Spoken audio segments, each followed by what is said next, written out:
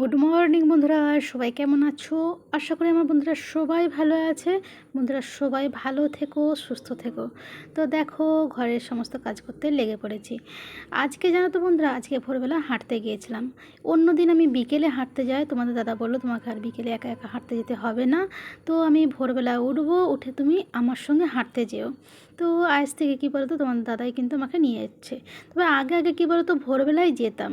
এবারে কী হয় বলো তো, তোমাদের দাদার ধরো রাত করে শয়, দোকান থেকে যে আসে, এসে শুতে শুতে অনেকটা রাত হয়ে যায়। তো সকালে উঠতে বেচারির খুবই অসুবিধা হয়, যার কারণে কী বলো তো, ভোরবেলা ওকে ডিস্টার্ব করতাম না।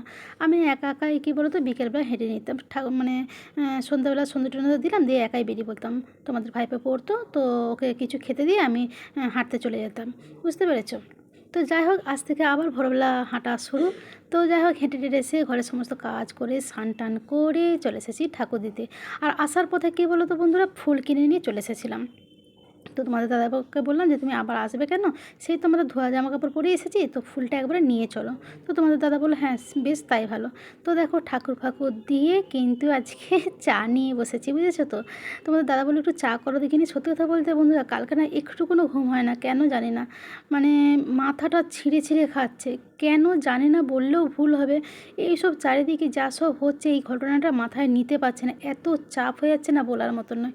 তো যাই হোক, দেখো বন্ধুরা, ঠাকুর ফাকুর দিয়ে রান্নাঘরে চলে এসেছিলাম। এখানে আটা মাখতে বসে গেছি। আর কি বলো তো, এখানে বসে দিয়েছি আলুর তরকারি। সেদিনে যে আলুর তরকারি করেছিলাম না, তোমাদের ভাইপো বললো মা ওই রকম আলুর তরকারি করবে। তরকারিটা কিন্তু খেতে খুব বেশ সুন্দর হয়েছিল। তো ওই জন্য তোমাদের ভাইপোর কথা মতো একটু আলু তরকারি করলাম, ওই কাঁচা লঙ্কা সরষার তেল দিয়ে যেরকম করি, হলুদ দিয়ে, তো সেরকমভাবেই করেছি। আর আজকে বানিয়েছি কিন্তু একটু পরোটা, বুঝেছো। তো ইচ্ছে করলো যে দেখি। আর এখন যেহেতু তোমাদের ভাইপোর এখন মানে কি বলবো, শরীরটা খারাপ, মুখটা মানে তেতো তেতো, কিছুই খেতে পাচ্ছে না। ওই জন্য আলুর তরকারিটা একটু বেশি কাঁচা লঙ্কা দিয়ে করেছি, যাতে ছেলেটার মুখে লাগে। আর রুটিটা বড্ড খসখসা লাগছে, বলছে মা রুটিটা না বড্ড খসখসা লাগছে, একদম ভালো লাগছে না, একটু নতুন কিছু করো। তো ভাবলাম নতুন কিছু কী, তাহলে এক কাজ করে পরোটাই বানাই। আজকে কিন্তু অনেক সকাল সকালে টিফিন খাওয়া হচ্ছে, জানো তো। আর তিনজনেই যাই হোক খেতে বসে গেছি, বেশ আনন্দ করেই খাওয়া হচ্ছে। মানে তরকারিটা ভীষণ ভালো লাগছে, মানে কী বলে না, দুঃখের মাধ্যমে মানে দুঃখের মাঝেও যতটুকুন আনন্দ করা যায় আর কি। তো যাই হোক, খাওয়া দাওয়া হয়ে বাসন কুসন ধুয়ে চলে এসেছি রান্নাঘরে। কালকে কিন্তু সবজি আমি কেটে রেখেছিলাম, জানো তো। আর পাশে বসে দিয়েছি ভাত। আর এই যে আজকে একটু কিছুই নয়, পাতলা করে শুক্তো বানাবো, বুঝেছো।